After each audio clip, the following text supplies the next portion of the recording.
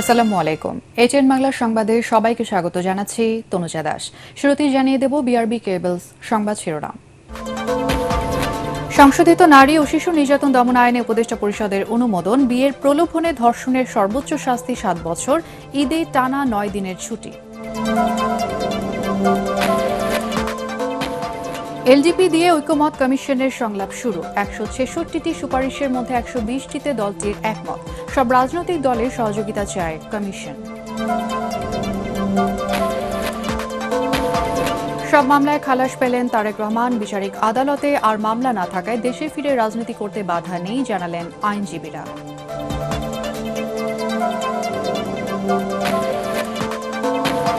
জালিয়াতি করে বিশ্ব স্বাস্থ্য সংস্থার আঞ্চলিক পরিচালক হওয়ায় পুতুলের বিরুদ্ধে মামলা। মনোনয়ন বাণিজ্যের অভিযোগে দুদকের জালে জিএম কাদের।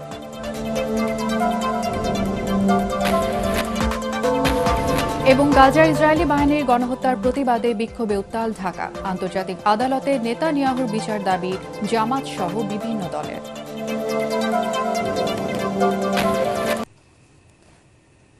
শুনছিলেন বিআরবি কেবলস সংবাদ শিরোনাম, এবারে বিস্তারিত। বিয়ের প্রলোভন দেখিয়ে ধর্ষণের সর্বোচ্চ শাস্তি 7 বছর করে সংশোধিত নারী ও শিশু দমন আইনের খসড়া অনুমোদন করেছে অন্তর্বর্তী সরকার। প্রধান উপদেষ্টা ডা. মোহাম্মদ ইউনূসের সভাপতিত্বে উপদেষ্টা পরিষদের বৈঠক শেষে প্রেস সচিব শফিকুল আলম এ তথ্য জানান। নতুন আইনে শিশু ধর্ষণ মামলা আলাদাভাবে বিচারে বিশেষ ট্রাইব্যুনাল গঠনের বিধান রাখা হয়েছে। এদিকে ঈদের সময় জনসাধারণের সুবিধার্থে 3 এপ্রিল সাধারণ ছুটির সিদ্ধান্ত নিয়েছে উপদেষ্টা পরিষদ। আরও জানাচ্ছেন একরামুল হক সাহেব। প্রধান উপদেষ্টা ডক্টর মোহাম্মদ ইউনূসের সভাপতিত্বে অনুষ্ঠিত হয় উপদেষ্টা পরিষদের নিয়মিত সভা। সভায় প্রায় 1 ঘণ্টা আলোচনা করে অনুমোদন দেওয়া হয় সংশোধিত নারী ও শিশু নির্যাতন দমন আইন। এতে বিয়ের প্রলোভনে ধর্ষণের সর্বোচ্চ সাজা করা হয় 7 বছর। পরিবর্তন আনা হয় বলাৎকারের সংজ্ঞায়। বলাৎকারের একটা নতুন সংজ্ঞা দেওয়া হয়েছে। আপনারা জানেন যে এই মামলাগুলো ডিলে হওয়ার পিছনে ডিএনএ টেস্টের একটা বড় ভূমিকা ছিল। তো সেই জায়গাগুলো কিভাবে অ্যাড্রেস করা যায় সেইগুলো মেজার নেওয়া হয়েছে। এবং অ্যাট দ্য সেম টাইম আপনারা জানেন যে আমরা নতুন 2টা ডিএনএ ল্যাবও আমরা করতে যাচ্ছি। আর একটা বিষয় হচ্ছে যে বিয়ের প্রলোভন দেখিয়ে যে রেপ কেসগুলো, সেই জায়গাটাও নতুন করে অনেকগুলো মেজার নেওয়া হয়েছে। এবং সেক্ষেত্রে এইটাকে আগের ল থেকে একটু নতুন একটা সেকশন নিয়ে এসে সেই লটাকে সর্বোচ্চ শাস্তি 7 বছর করা হয়েছে। এবং যে সমস্ত সেফগার্ড মেজার এই লর ক্ষেত্রে নেওয়া দরকার সেগুলোর ব্যবস্থাও করা হয়েছে। এছাড়া ঈদের সময় জনসাধারণের যাতায়াতের সুবিধার্থে 3 এপ্রিল ছুটি দেওয়ারও সিদ্ধান্ত নেয় উপদেষ্টা পরিষদ। ফলে এবার ঈদের ছুটি থাকছে টানা 9 দিন। জনসাধারণের সুবিধার্থে আমরা অলরেডি জানিয়েছি যে 3রা এপ্রিল ছুটি ঘোষণা করা হয়েছে। এবং আরও একটা ঐতিহাসিক বিষয় হচ্ছে যে আজ এই চৈত্র সংক্রান্তিতে 3টা পার্বত্য ডিস্ট্রিক্টে চৈত্র সংক্রান্তিতে এটা ছুটি থাকবে। কারণ আপনারা জানেন আমাদের পার্বত্য চট্টগ্রামে বিজু, বৈশাখী, সাংগ্রাই অনেক ফেস্টিভ্যালের আয়োজন করেন এবং এইটারও তাদের জন্য নির্বাহী আদেশে একটা ছুটির বন্দোবস্ত করা হচ্ছে। এবং এই ছুটিটা এই আমাদের সমতলে যারা জাতিগোষ্ঠী আছেন বাঙালি ছাড়া, যেমন ধরেন সাঁওতাল, খাসিয়া বা গারো, তাদের জন্য এটা প্রযোজ্য হবে। এ সময় প্রধান উপদেষ্টার আসন্ন চীন সফর নিয়েও কথা বলেন প্রেস সচিব শফিকুল আলম। বলেন সফরটি হবে ঐতিহাসিক। প্রফেসর ইউনূস চাচ্ছেন যে চাইনিজ জাতীয় হেলথ কোম্পানিগুলো তাদের হসপিটাল চেইনগুলো যাতে বাংলাদেশে এসে ইনভেস্ট করে। তাহলে হবে কি, আমরা আমাদের জাস্ট দৌড়গোড়ায় আমাদের কাছে একদম তাদেরকে আমরা সার্ভিসটা টপ ক্লাস চাইনিজ হসপিটালগুলো খুবই নাম করা এবং আমরা তাদের সার্ভিসগুলো খুব আমাদের সিটিতে, ঢাকাতে বা বড় বড় সিটিতে আমরা এটা পাবো। তো এটার জন্য স্পেশাল একটা এফোর্ট দেওয়া হচ্ছে। আমরা চাই যে চায়নার সাথে আমাদের এক ধরনের হেলথ কেয়ার ইস্যুতে আরও সুদৃঢ় আমাদের সম্পর্কটা হোক। চাইনিজ হেলথ কোম্পানিগুলো, চাইনিজ হেলথ কেয়ার কোম্পানিগুলো যাতে বাংলাদেশে এসে প্রচুর ইনভেস্ট করে, সেটা প্রফেসর ইউনূস এর আগে কয়েক দফা এটা বলেছেন এবং এইবারের ভিজিটে এটা একটা ওনার টপ একটা প্রায়োরিটিতে থাকবে। তিনি জানান বাংলাদেশ থেকে আম, পেয়ারা ও কাঁঠাল আমদানি করতে চায় চীন। Thank you. Ikramul Haque Sayem, ATN Bangla, Dhaka. রাষ্ট্র সংস্কার ইস্যুতে জাতীয় ঐকমত্য কমিশনের সংলাপের প্রথম দিনে 166টি সুপারিশের মধ্যে 120টিতে একমত জানিয়েছে লিবারেল ডেমোক্রেটিক পার্টি এলডিপি। দলটির শীর্ষ নেতা অবসরপ্রাপ্ত কর্নেল অলি আহমেদের দাবি, নির্বাচন কমিশন সংস্কারে যে সুপারিশ করা হয়েছে তা খুবই দুর্বল। মাঠ প্রশাসন নিরপেক্ষ না হলে ভোট কখনোই সুষ্ঠু হবে না বলে তার আশঙ্কা। এদিকে সংস্কার ইস্যুতে সব রাজনৈতিক দলের সহযোগিতা চেয়েছে ঐক্যমত্য কমিশন। আরও জানাচ্ছেন হুমায়ুন চিশতি। রাষ্ট্র সংস্কার প্রশ্নে ঐক্যমত্য সৃষ্টির লক্ষ্যে রাজনৈতিক দলগুলোর সাথে জাতীয় ঐক্যমত্য কমিশনের সংলাপের প্রথম দল হিসেবে বৃহস্পতিবার লিবারেল ডেমোক্রেটিক পার্টি এলডিপির সাথে এই বৈঠক। সংবিধান, জনপ্রশাসন, নির্বাচন ব্যবস্থা সংস্কার, বিচার বিভাগ এবং দুদক সংস্কারে ঐক্যমত্য কমিশনের 166 প্রস্তাব নিয়ে নিজেদের অবস্থান তুলে ধরেন এলডিপি প্রেসিডেন্ট অলি আহমেদ। বিচার বিভাগ মোট প্রস্তাব ছিল 23টি প্রস্তাবের মধ্যে আমরা 22টিতে একমত হয়েছি। জনপ্রশাসন সংস্কারের ব্যাপারে মোট প্রস্তাব ছিল আপনাদের পক্ষ থেকে 26টি, একমত নই 15টা, আংশিকভাবে একমত নাই, এরকম কোনো কিছু। নির্বাচন কমিশন সংস্কার মোট প্রস্তাব ছিল 27টি, একমত হয়েছে আমরা 16টা, একমত নই 11টা। ইসি পুনর্গঠন সহ কয়েকটি বিষয়ে ঐক্যমত্য কমিশনকে আরো সচেতন হওয়ার আহ্বান জানান তিনি। সবগুলির মধ্যে আমি বলবো, নির্বাচন কমিশনের কাগজগুলি খুবই দুর্বল ছিল। বিভিন্ন সময় রাজনৈতিক দলের সাথে সংলাপ হয়েছে, সংলাপের সব কাগজগুলি সংগ্রহ করা উচিত ছিল। সংগ্রহ করলেই ওখান থেকে একটা সামারি তৈরি করা, it would have been very easy. আপনি যতই কিছু চেষ্টা করেন নির্বাচন সুষ্ঠু করতে পারবেন না যদি দুইজন লোক কাজ না করে। একজন হলো ওসি, আরেকজন হলো ইউএনও। সংস্কার ইস্যুতে আগামী রোববার বিএনপির সাথে সংলাপে বসবে জাতীয় ঐক্যমত্য কমিশন। পর্যায়ক্রমে 38টি দলের সাথে অনুষ্ঠিত হবে এই সংলাপ। হুমায়ুন চিশতি, এটিএন বাংলা, ঢাকা। সংবিধান সংস্কার নিয়ে গণভোটের পক্ষে অবস্থানের কথা জানিয়েছে জামাত ইসলামী। সংসদ ভবনে সংবিধান সংস্কার কমিশনের কাছে প্রস্তাবনা জমা দেওয়ার পর দলের সেক্রেটারি জেনারেল মিয়া গোলাম পারোয়ার বলেন, জাতীয় নির্বাচনে জামাত কোনো সময় বেঁধে দেয়নি। সুষ্ঠু নির্বাচন অনুষ্ঠানের লক্ষ্যে ন্যূনতম সংস্কারের জন্য যৌক্তিক সময় দিতে রাজি তারা। এদিকে জাতীয় ঐক্যমত্য কমিশনের সহ সভাপতি আলী রিয়াজ বলেন, সংস্কার না নির্বাচন কোনটা আগে এই নিয়ে চাপে নেই কমিশন। বিস্তারিত জানাচ্ছেন সৈয়দ রিয়াজ। সকালে দলের সেক্রেটারি জেনারেল মিয়া গোলাম পারোয়ারের নেতৃত্বে সংস্কার প্রস্তাবনা জমা দিতে সংসদ ভবনের জাতীয় ঐক্যমত্য কমিশনের কার্যালয়ে যায় জামায়াতের 3 সদস্যের প্রতিনিধি দল। কমিশনের সহসভাপতি আলী রিয়াজের কাছে সংবিধান, প্রশাসন, বিচার বিভাগ, নির্বাচন কমিশন আর দুদক এই 5টি কমিশনের সুপারিশের উপর সংস্কার প্রস্তাবনায় মতামত দিয়েছে জামাত। আলহামদুলিল্লাহ রাব্বিল আলামিন। পরে গোলাম পারোয়ার সাংবাদিকদের বলেন, ভোটের দিনক্ষণের চেয়ে নিরপেক্ষ নির্বাচন আয়োজনই গুরুত্বপূর্ণ। আমাদের কাছে সময়ের চেয়ে বড় ইম্পর্ট্যান্ট হচ্ছে ইলেকশনটা নিরপেক্ষ হবে কিনা। ইলেকশনটা 14, 18, 24-এর মধ্যে ইলেকশন যদি আবার হয় তো সে 6 মাস, 2 বছর, 5 বছর দেরি করে তো কোনো লাভ নেই। নির্বাচন সুষ্ঠু নিরপেক্ষ করতে গিয়ে যদি মিনিমাম কিছু সংস্কার করার প্রয়োজন হয়, তার জন্য যৌক্তিক যে সময়টুকু দরকার জামাত ইসলামী সেই সময়টুকু দিতে প্রস্তুত। দ্বিকক্ষ বিশিষ্ট পার্লামেন্টের বিষয়ে জামাত একমত, তবে এ বিষয়ে কিছু পরামর্শ দেয়া হয়েছে বলেও জানান দলের সেক্রেটারি জেনারেল। গণপরিষদটা প্রয়োজন হয়, একটা দেশে একটা নতুন সংবিধান প্রয়োজন হলে একটা কনস্টিটিউয়েন্ট কাউন্সিল গঠন করা হয়, গণপরিষদ। তো সেই কাজটা অনেক সময় পার্লামেন্টও করতে পারে, প্রয়োজন গণপরিষদও হতে পারে। সেই ব্যাপারে আমরা আমাদের কিছু মতামত দিয়েছি। গণভোটের ব্যাপারে আমরা আমাদের মতামত দিয়েছি। জাতীয় ঐক্যমত্য কমিশনের সহসভাপতি আলী রিয়াজ বলেন, রাজনৈতিক দলগুলোর মধ্যে সংস্কারের ব্যাপারে কোনো সংশয় নেই। জাতীয় ঐক্যমত্য কমিশন কোনো রকম চাপের মধ্যে নেই। তো কমিশনের সময়সীমা নির্ধারিত হয়েছে 15 জুলাই পর্যন্ত। আমরা এর মধ্যেই আমাদের কাজ সম্পাদন করতে চাই। সংস্কার বিষয়ে জাতীয় ঐক্যমত্য সৃষ্টির লক্ষ্যে অন্তর্বর্তীকালীন সরকারের প্রধান উপদেষ্টা অধ্যাপক ইউনূসের সভাপতিত্বে গঠিত কমিশন 15 ফেব্রুয়ারি থেকে কাজ শুরু করে। ঠিক আছে। সৈয়দ রিয়াজ, এটিএন বাংলা, ঢাকা। জনগণের নির্বাচিত সরকার না আসলে দেশে স্থিতিশীলতা আসবে না।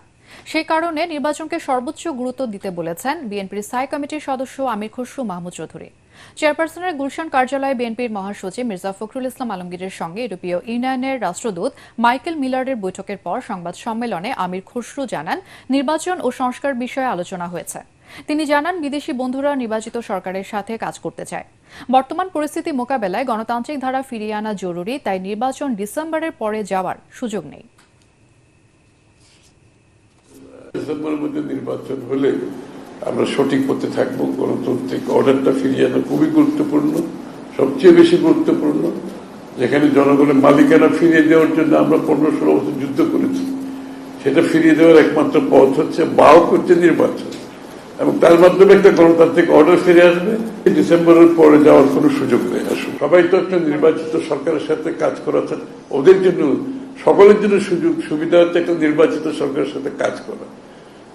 এটা তো আর বলার অপেক্ষা রাখে না। গণতান্ত্রিক সংকটে ফেলতে ভারত বাংলাদেশের নির্বাচন নিয়ে ষড়যন্ত্র করছে বলে অভিযোগ করেছেন বিএনপি চেয়ারপারসন উপদেষ্টা জয়নুল আবদিন ফারুক।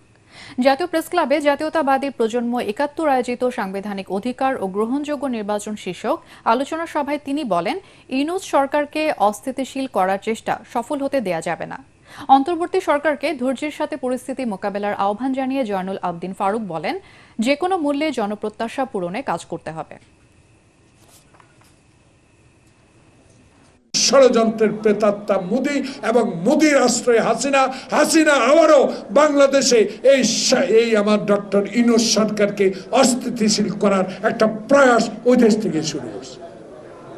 তাই আপনাদের কাছে আমাদের অনুরোধ থাকবে, ইন্টেরিয়াম গভর্নমেন্ট সমালোচনা হবে, আলোচনা হবে, এটাকে আপনার মনোবল হারাবেন না। কারণ তারেক রহমান স্পষ্ট বলে দিয়েছে, আপনারা হারলে বাংলাদেশ হারবে।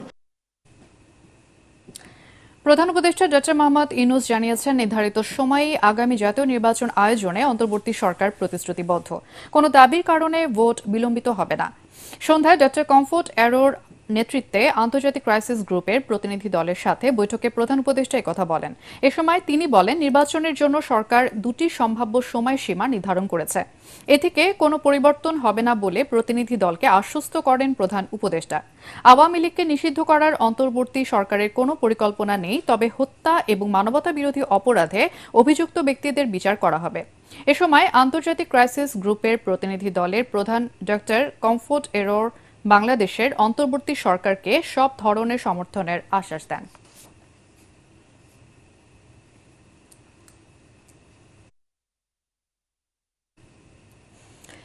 $21 কোটি টাকা ঘুষ লেনদেনের অভিযোগে দুদকের মামলায় বিচারিক আদালত থেকে খালাস পেয়েছেন বিএনপির ভারপ্রাপ্ত চেয়ারম্যান তারেক রহমান। ঢাকার 3 নম্বর বিশেষ জজ আদালতের বিচারক মোহাম্মদ আবু তাহের এই মামলায় তারেক রহমান এবং সাবেক স্বরাষ্ট্র প্রতিমন্ত্রী লুৎফুজ্জামান বাবুর সহ 8 আসামির সবাইকে খালাস দেন। এর মাধ্যমে বিচারিক আদালতে তারেক রহমানের বিরুদ্ধে আর কোনো মামলা না থাকায় দেশে ফিরে রাজনীতি করতে কোনো বাধা নেই বলে জানিয়েছেন তার আইনজীবীরা। আরও জানাচ্ছেন ইমদাদুল্লাহ বাবু। বসুন্ধরা গ্রুপের আইটি বিশেষজ্ঞ সাব্বির আহমেদ হত্যা মামলা ধামাচাপা দিতে ঘুষ লেনদেনের অভিযোগে বিএনপির ভারপ্রাপ্ত চেয়ারম্যান তারেক রহমান সহ 8 আসামির বিরুদ্ধে দুদকের মামলার রায়ের দিন ছিল বৃহস্পতিবার। আদালত এই মামলার রায়ে বসুন্ধরা গ্রুপের চেয়ারম্যান আহমেদ আকবর সোবহান ওরফে শাহ আলম, সাবেক স্বরাষ্ট্র প্রতিমন্ত্রী লুৎফুজ্জামান বাবর, তারেক রহমান ও তার পিএস মিয়া নুরুদ্দিন অপু সহ 8 আসামির সবাইকে খালাস দেন। দুদকের মামলার এজাহারে উল্লেখ করা হয়, 2008 সালে মামলাটি ধামাচাপা দিতে তারেক রহমান এবং সাবেক স্বরাষ্ট্র প্রতিমন্ত্রী লুৎফুজ্জামান বাবরের সাথে বসুন্ধরার কর্ণধার আকবর সোবহান ওরফে শাহ আলমের 50 কোটি টাকার চুক্তি হয়। চুক্তি অনুযায়ী তার কাছ থেকে নেওয়া হয় 21 কোটি টাকা। লুৎফুজ্জামান বাবরের আইনজীবী বোরহানুদ্দিন বলেন, মামলায় আসামিদের বিরুদ্ধে কোনো সাক্ষ্য প্রমাণ উপস্থাপন করতে পারেনি দুদক।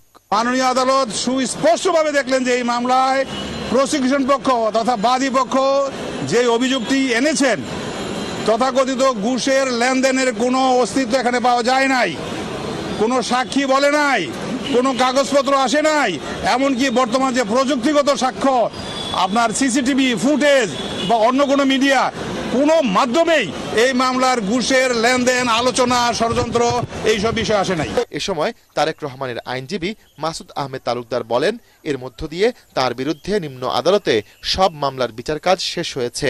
এখন তারেক রহমানের বিরুদ্ধে আর কোনো মামলা না থাকায় তার দেশে ফিরতে কোনো বাধা নেই বলেও জানিয়েছেন তিনি। 111-এর অবৈধ সরকার এবং আওয়ামী লীগের অবৈধ সরকার বারবার তারেক রহমানকে দেশ থেকে তাড়িয়ে দেওয়ার জন্য এবং দেশে যাতে ঢুকতে না পারে সেই কারণে যে সকল রাজনৈতিক মামলা দিয়ে তাকে এই দীর্ঘ 17 বছর হয়রানি করা হয়েছিল, আজকের এই মামলার বিচারের মাধ্যমে ওই সকল মিথ্যা মামলার প্রহসনের বিচার আজকে এই রায়ের মাধ্যমে সমাপ্ত হলো। এই ঘটনায় তৎকালীন দুদকের কর্মকর্তার বিরুদ্ধে মামলা করে ক্ষতিপূরণ চাওয়ার কথা জানিয়েছেন আসামি পক্ষের আইনজীবীরা। ইমদাদুল্লাহ বাবু, ATN বাংলা, ঢাকা। ভুয়া যোগ্যতা দেখিয়ে বিশ্ব স্বাস্থ্য সংস্থার আঞ্চলিক পরিচালক হওয়ার অভিযোগে শেখ হাসিনার মেয়ে সাইমা ওয়াজেদ পুতুলের বিরুদ্ধে মামলা করেছে দুদক। এছাড়াও ব্যাংক মালিকদের তার সূচনা ফাউন্ডেশনে 33 কোটি টাকা দিতে বাধ্য করায় আরেকটি মামলা হয়েছে পুতুল এবং এক্সিম ব্যাংকের সাবেক চেয়ারম্যান নজরুল ইসলাম মজুমদারের বিরুদ্ধে। আর মনোনয়ন বাণিজ্যের অভিযোগে জাতীয় পার্টির চেয়ারম্যান GM কাদেরের বিরুদ্ধে অনুসন্ধান শুরু করেছে দুদক। দেখুন মাহবুব কবির চপলের রিপোর্ট। একজন প্রধানমন্ত্রীর মেয়ে নির্বাচিত হলেন বিশ্ব স্বাস্থ্য সংস্থার দক্ষিণ ও পূর্ব এশিয়ার আঞ্চলিক পরিচালক। বিষয়টি তখনই খটকা লেগেছিল অনেকের কাছে, কারণ নেপালের শম্ভু আচার্য ছাড়া পুতুলের সাথে কেউই প্রতিদ্বন্দ্বিতা করেননি। পূর্ব অভিজ্ঞতা থাকার পরও শম্ভু পান মাত্র 2 ভোট, আর 8 ভোট পেয়ে পরিচালক নির্বাচিত হন পুতুল। জানিয়ে প্রশ্ন তুলেছিল চিকিৎসা বিষয়ক সাময়িকী দ্য ল্যান্ডসেট। শেখ হাসিনা সরকারের পতনের পর গত জানুয়ারিতে পুতুলের নিয়োগ জালিয়াতির অভিযোগের অনুসন্ধান শুরু করে দুদক। সাইমা ওয়াজেদ পুতুলকে দক্ষিণ পূর্ব এশিয়ার আঞ্চলিক পরিচালক হওয়ার যোগ্যতা না থাকা সত্ত্বেও তার ক্ষমতার অনৈতিকভাবে ব্যবহার করেছিলেন মর্মে অভিযোগ রয়েছে। প্রমাণ পাওয়ায় তার বিরুদ্ধে মামলা করেছে কমিশন। এছাড়াও পুতুলের সূচনা ফাউন্ডেশনে 33 কোটি টাকা দিতে বাধ্য করায় আরেকটি মামলা হয়েছে এক্সিম ব্যাংকের সাবেক চেয়ারম্যান নজরুল ইসলাম মজুমদার ও পুতুলের বিরুদ্ধে। অনুসন্ধানকালে প্রমাণিত হয়েছে, এই কারণে তার বিরুদ্ধে দুর্নীতি দমন কমিশন আইন 2004, দুর্নীতি প্রতিরোধ আইন 1947 সংশ্লিষ্ট ধারায় একটি মামলা রুজুর সিদ্ধান্ত গৃহীত হয়েছে। দুদকের জালে পড়েছে জাতীয় পার্টি। দলটির চেয়ারম্যান GM কাদেরের বিরুদ্ধে মনোনয়ন বাণিজ্য ও অর্থ পাচারের অভিযোগ জমা হয়েছে কমিশনে। অভিযোগ সংশ্লিষ্ট জনাব গোলাম মোহাম্মদ কাদের, চেয়ারম্যান জাতীয় পার্টির বিরুদ্ধে মনোনয়ন বাণিজ্য, পদ বাণিজ্য এবং অর্থ পাচার সহ জ্ঞাত আয়ের উৎস বহির্ভূত সম্পদ অর্জনের অভিযোগের বিষয়ে অনুসন্ধানের সিদ্ধান্ত গৃহীত হয়েছে। এদিকে দুর্নীতির অভিযোগ ভিত্তিহীন দাবি করে দুদকে পাল্টা চিঠি পাঠিয়েছেন শেখ রেহানার মেয়ে ব্রিটিশ MP টিউলিপ সিদ্দিক। মাহবুব কবির চপল, ATN বাংলা, ঢাকা। যুদ্ধবিরতি চুক্তি লঙ্ঘন করে ফিলিস্তিনের নিরীহ জনগণকে গণহত্যার দায়ে আন্তর্জাতিক আদালতের মাধ্যমে প্রধানমন্ত্রী নেতানিয়াহুর বিচারের দাবি জানিয়েছে জামাত ইসলাম। গাজায় ইসরায়েলের ন্যাক্কারজনক হামলার প্রতিবাদে রাজধানীতে প্রতিবাদ ও বিক্ষোভ মিছিল করে দলটির ঢাকা মহানগর দক্ষিণ শাখা। এতে দক্ষিণের আমির নেতানিয়াহুকে মানব সভ্যতার দুশমন বলে উল্লেখ করেন। মুসলিম বিশ্বকে ঐক্যবদ্ধ হয়ে ইসরায়েলের বিরুদ্ধে আন্দোলন গড়ে তোলার আহ্বান জানান তিনি। আরও জানাচ্ছেন খায়রুল ইসলাম। গাজা উপত্যকায় নিরীহ ফিলিস্তিনি জনগণের উপর ইসরায়েলের নৃশংস ও বর্বরোচিত হামলার প্রতিবাদে জাতীয় মসজিদ বাইতুল মোকাররমে বিক্ষোভ মিছিল ও মানববন্ধন করে বাংলাদেশ জামায়াত ইসলাম। এতে যোগ দেন দলের ঢাকা মহানগর দক্ষিণের কয়েকশো নেতাকর্মী। এ সময় সারা বিশ্বে ইসরায়েলি পণ্য বয়কট সহ বিশ্ব মুসলিম উম্মাহকে ঐক্যবদ্ধ হয়ে প্রধানমন্ত্রী নেতানিয়াহুর বিরুদ্ধে কঠোর পদক্ষেপ নেয়ার আহ্বান জানান জামায়াত ইসলামী ঢাকা মহানগর দক্ষিণের আমির মোহাম্মদ নুরুল ইসলাম বুলবুল। অবৈধ রাষ্ট্র ইসরায়েলি রাষ্ট্রকে আন্তর্জাতিক আদালতে অবৈধ ঘোষণা করে এ রাষ্ট্র বিলুপ্তির জন্য আন্তর্জাতিক সম্প্রদায়কে এগিয়ে আসতে হবে। প্রত্যেকটি মুসলিম রাষ্ট্র নিজ নিজ অবস্থান থেকে ওই ইহুদিবাদী গোষ্ঠী নেতানিয়াহুর রাষ্ট্র ইসরায়েলের বিরুদ্ধে শক্তিশালী প্রতিরোধ গড়ে তোলার জন্য আপনাদেরকে সোচ্চার হতে হবে। বাংলাদেশের পাসপোর্টে ইসরায়েল ভ্রমণের নিষেধাজ্ঞা পুনর্বহালেরও দাবি জানান ঢাকা মহানগর দক্ষিণের নেতারা। তারা আমাদের এই কিবলাকে ধ্বংস করার জন্য আমাদের মুসলিম ভাই বোনদের উপর নির্যাতন চালিয়ে আসছে। চুক্তি লঙ্ঘন করার পর রাসূল করিম সাল্লাল্লাহু আলাইহি সাল্লামের মক্কা বিজয় নির্ধারিত হয়েছিল। আজ ইসরায়েল চুক্তি ভঙ্গ করেছে। এদিকে একই প্রতিবাদে রাজধানীর পল্টন মোড়ে বিক্ষোভ মিছিল ও মানববন্ধন করে ইসলামী আন্দোলন বাংলাদেশ। খায়রুল ইসলাম, ETN বাংলা, ঢাকা। বিচারপতি নিয়োগে আইন সংশোধনের দাবি জানিয়েছেন সুপ্রিম কোর্ট আইনজীবী সমিতির সভাপতি ব্যারিস্টার মাহবুব উদ্দিন খোকন। ফ্যাসিবাদের দোসররা এখনও বিচার বিভাগে রয়েছে অভিযোগ করে বিতর্কিত সব বিচারপতির অপসারণ চান তিনি। এদিকে অসদাচরণের দায়ে হাইকোর্ট বিভাগের বিচারপতি খিজির হায়াতকে অপসারণ করেছেন রাষ্ট্রপতি। আরও জানাচ্ছেন ঐশী গোস্বামী প্রমা। গত বছর 5 আগস্ট রাজনৈতিক পট পরিবর্তনের পর অক্টোবরে হাইকোর্ট বিভাগের 12 জন বিচারপতিকে ছুটিতে পাঠান প্রধান বিচারপতি। এর মধ্যে গত 30 জানুয়ারি একজন বিচারপতি পদত্যাগ করেন। 2 জন বিচারপতি হাইকোর্ট বিভাগের স্থায়ী বিচারক হিসেবে নিয়োগ পাননি এবং 2 জন বিচারপতি ইতিমধ্যে অবসরে গেছেন। এছাড়া 4 জন বিচারপতির বিরুদ্ধে সুপ্রিম জুডিশিয়াল কাউন্সিলে পূর্ণাঙ্গ অনুসন্ধান কার্যক্রম চলমান রয়েছে এবং 3 জন বিচারপতির বিরুদ্ধে প্রাথমিক অনুসন্ধান চলমান রয়েছে। এদিকে হাইকোর্ট বিভাগের বিচারপতি খিজির হায়াতকে অপসারণ করে প্রজ্ঞাপন জারি করেছে আইন মন্ত্রণালয়। সুপ্রিম কোর্ট, হাইকোর্ট ও বিচারিক আদালতের দুর্নীতিবাজ বিচারকদের অপসারণে সরকারকে আরও উদ্যোগী হওয়ার আহ্বান জানান সুপ্রিম কোর্ট বারের সভাপতি। বিচারিক যে আচরণ নিয়ম নীতি ভঙ্গন করে রাজনৈতিকভাবে বিচার করেছেন তাদেরকে অবশ্যই চিহ্নিত করতে হবে। যারা এই 8টা 9টা পর্যন্ত বসে বসে টাইমের পরে বিচার করছে মোমবাতি জ্বালিয়ে, চিহ্নিত করতে হবে, তাদেরকে বিচারকে রিমুভ করতে হবে। বিচারপতি নিয়োগ কাউন্সিল থেকে আইন মন্ত্রণালয়ের আমলারা আইনজীবী প্রতিনিধি রাখার বিধান বাদ দিয়েছে বলে অভিযোগ করেন বিএনপির এই আইনজীবী নেতা। বিচারপতি নিয়োগের আইন সংশোধন করারও আহ্বান জানান তিনি। অনতি বিলম্বে যে বিচার বিভাগের যে আইনটা আছে সংশোধন করেন দয়া করে। আশা করি এই সরকার বৈষম্য বিরোধী সরকার, সুতরাং তারা এই বৈষম্যমূলক আইনটা সংশোধন করে অনতি বিলম্বে সুপ্রিম কোর্টে, হাইকোর্ট ডিভিশনে এবং আপিল ডিভিশনে বিচারপতি নিয়োগ করবে। যারা শপথ ভঙ্গ করেছেন, বিচার বিভাগকে বিতর্কিত করেছেন, তাদের অধিকাংশকেই দায়সারা বদলি করা হয়েছে বলে অভিযোগ ব্যারিস্টার খোকনের। ঐশী গোস্বামী প্রমা, ETN বাংলা, ঢাকা। ক্ষমতাচ্যুত আওয়ামী লীগের শাসনামলে নিবন্ধন পাওয়া 96টি নির্বাচন পর্যবেক্ষক সংস্থা বাতিলের সিদ্ধান্ত নিয়েছে ইসি সংশ্লিষ্ট কমিটি। এছাড়া ভোটকেন্দ্র স্থাপনে থাকছে না ডিসি, ইউএনও এবং এসপিওসিদের কমিটি। আজ এ সংক্রান্ত কমিটির বৈঠকে এসব সিদ্ধান্ত হয়। পরে নির্বাচন কমিশনার আনোয়ারুল ইসলাম সরকার বলেন, সুষ্ঠু ও নজিরবিহীন নির্বাচন করতে ইসি বদ্ধপরিকর। এবার আল আরাফা ইসলামী ব্যাংক অর্থ সংবাদ।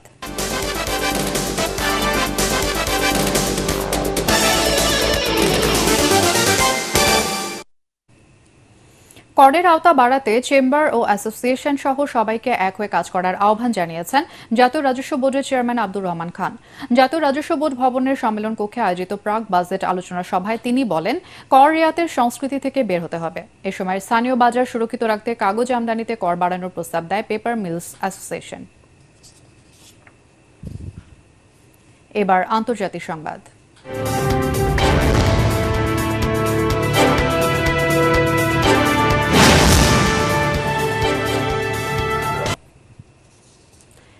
ইসরায়েলের ভয়াবহ বিমান হামলা ও গণহত্যার জবাবে গাজা এবং ইয়েমেন থেকে ইসরায়েলের রকেট হামলা চালানো হয়েছে। এ সময় ইসরায়েলের বেন গুরিয়ন বিমানবন্দরের বিমান চলাচল ব্যাহত হয়। তেল আবিবের দিকে রকেট নিক্ষেপের কথা স্বীকার করেছে হামাসের সশস্ত্র শাখা কাশেম বিগ্রেট। ইয়েমেন থেকেও ইসরায়েলের বেন গুরিয়ন বিমানবন্দরের দিকে রকেট ছড়িয়ে হুথিরা। অন্যদিকে হামাসের হাতে জিম্মি ইসরায়েলিদের মুক্তি না দিলে গাজায় আরও ভয়াবহ হামলা চালানোর হুমকি দিয়েছেন ইসরায়েলের প্রতিরক্ষা মন্ত্রী ইসরায়েল কাটস। এদিকে গাজার বেসামরিক প্রতিরক্ষা সংস্থা বলছে, ইসরায়েলি বাহিনীর নতুন করে চালানো হামলায় দুদিনে 190 জনেরও বেশি শিশুসহ 974 ফিলিস্তিনি নিহত হয়েছেন। আহত 20 শিশুকে চিকিৎসার জন্য পাঠানো হয়েছে ইতালি সহ বিশ্বের বিভিন্ন দেশে। প্রাণ ভয়ে উত্তর গাজা থেকে নিরাপদে সরে যাচ্ছেন অনেক ফিলিস্তিনি। গাজায় ইসরায়েলি বাহিনীর নৃশংসতার তীব্র নিন্দা জানিয়েছেন ইরানের ধর্মীয় নেতা আয়াতুল্লাহ আলী খামেনি। নতুন পারমাণবিক চুক্তিতে রাজি হতে ইরানকে 2 মাস সময় বেঁধে দিয়েছেন মার্কিন প্রেসিডেন্ট ডোনাল্ড ট্রাম্প। ইরানের সর্বোচ্চ ধর্মীয় নেতা আয়াতুল্লাহ আলী খামেনির কাছে লেখা চিঠিতে এই আলটিমেটাম দিয়েছেন তিনি। এতে তেহরান ব্যর্থ হলে সামরিক পথে হাঁটতে পারে ওয়াশিংটন। খামেনিকে চিঠি লেখার আগে থেকে ইরানের সঙ্গে একটি নতুন পারমাণবিক চুক্তির কথা বলে আসছিলেন ট্রাম্প। এই চুক্তির মাধ্যমে ইরানের পারমাণবিক সক্ষমতার উপর আরও বেশি নিয়ন্ত্রণ প্রতিষ্ঠা করতে চায় যুক্তরাষ্ট্র। যদিও সম্প্রতি বেজিংয়ে রাশিয়া, চীন ও ইরানের বৈঠকে পারমাণবিক কর্মসূচির উন্নয়নে তেহরানের উপর থেকে সব ধরনের মার্কিন নিষেধাজ্ঞা তুলে নেওয়ার আহ্বান জানানো হয়।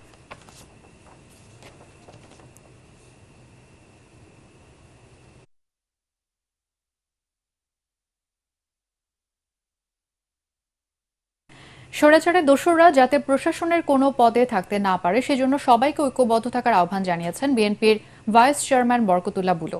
রাজধানীর বাংলাদেশ মেডিকেল বিশ্ববিদ্যালয় বৈষম্য বিরোধী শিক্ষক, চিকিৎসক, কর্মকর্তা, নার্স ও কর্মচারী ঐক্য পরিষদের ইফতার মাহফিলে তিনি কথা বলেন।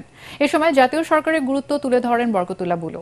হাসপাতালটির প্রতিটি ক্ষেত্রে বৈষম্য দূর না হওয়া পর্যন্ত সবাইকে ঐক্যবদ্ধ থাকার আহ্বান জানান বক্তারা। এবার পাটেক্স খেলার খবর।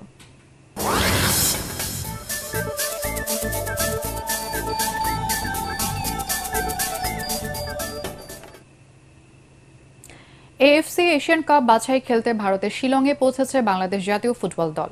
এর আগে সকাল ৯টায় ঢাকা থেকে রওনা হয়ে বিকেলে শিলংয়ে পৌঁছান ৩৬ সদস্যের লাল সবুজের প্রতিনিধিরা। এই ম্যাচকে সামনে রেখে যে প্রস্তুতি নিয়েছেন তাতে জয়ের ব্যাপারে আত্মবিশ্বাসী হামজা জালালরা। Report S. আশরাফের। বাংলাদেশের ফুটবল নিয়ে এত উন্মাদনা, এত আলোচনা গত এক দশকে হয়েছে কিনা তা নিয়ে সংশয় রয়েছে। এক হামজা চৌধুরী পুরো ফুটবল অঙ্গনের আবহাওয়াটা পরিবর্তন করে দিয়েছেন। তাকে ঘিরে স্বপ্নের পরিধি বৃদ্ধি পেয়েছে সমর্থকদের। দেশ ছাড়ার আগে তপু বর্মন বললেন, নিঃসন্দেহে দলের শক্তিমত্তাও এতে বৃদ্ধি পেয়েছে। গতকালকে আমাদের সাথে সে অফিসিয়ালি ট্রেনিংয়ে অংশগ্রহণ করে। ডেফিনেটলি এটা আমাদের জন্য একটা ভালো ব্যাপার এবং ভালো দিক। সে ফিট আছে, আমরাও ফিট আছি। আমার কাছে মনে হয় এটা একটা পজিটিভ ব্যাপার। এখানে অনেক পজিটিভ ব্যাপার। যদিও দুই দলের সাম্প্রতিক লড়াইয়ে কোনো সুখকর স্মৃতি নেই লাল সবুজ দলের প্রতিনিধিদের। তবে ফুটবলাররা বলছেন, সৌদি আরবে যে অনুশীলন ক্যাম্প তারা করেছেন সেখানে যথেষ্ট প্রস্তুতি নেওয়া হয়েছে। সৌদি আরবে খুব ভালো আমাদের একটা প্র্যাকটিস সেশন ছিল। সো আমি মনে করি ওভারঅল যেহেতু নতুন করে টিমে জয়েন করছে হামজা চৌধুরী, সো অবশ্যই একটা বাড়তি একটা আমাদের টিমের একটা যে বর্তমান টিমের যে কন্ডিশন, আমি মনে করি আমরা একটা ভালো একটা রেজাল্ট করতে পারবো। 25 মার্চ শিলংয়ের জওহরলাল নেহরু স্টেডিয়ামে সন্ধ্যায় গ্রুপ সির ম্যাচে মুখোমুখি হবে ভারত ও বাংলাদেশ। এস.এম. আশরাফ, এটিএন বাংলা, ঢাকা। শেষ করার আগে বিআরবি কেবলস সংবাদ শিরোনাম আরও একবার। সংশোধিত নারী ও শিশু নির্যাতন দমন আইনে উপদেষ্টা পরিষদের অনুমোদন। বিয়ের প্রলোভনে ধর্ষণের সর্বোচ্চ শাস্তি 7 বছর, ঈদে টানা 9 দিনের ছুটি। এলডিপি দিয়ে ঐক্যমত কমিশনের সংলাপ শুরু। 166টি সুপারিশের মধ্যে 120টিতে দলটির একমত। সব রাজনৈতিক দলের সহযোগিতা চায় কমিশন। সব মামলায় খালাস পেলেন তারেক রহমান। বিচারিক আদালতে আর মামলা না থাকায় দেশে ফিরে রাজনীতি করতে বাধা নেই, জানালেন আইনজীবীরা।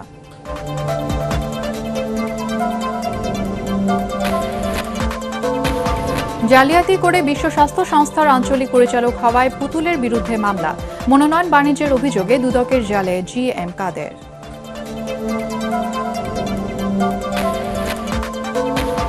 এবং গাজায় ইসরায়েলি বাহিনীর গণহত্যার প্রতিবাদে বিক্ষোভে উত্তাল ঢাকা। আন্তর্জাতিক আদালতে নেতানিয়াহুর বিচার দাবি জামাত সহ বিভিন্ন দলের। আর এই ছিল এখনকার সংবাদ। আমাদের এটিএন বাংলা সংবাদ ইউটিউবে দেখতে ব্রাউজ করুন youtube/ATN Bangla News।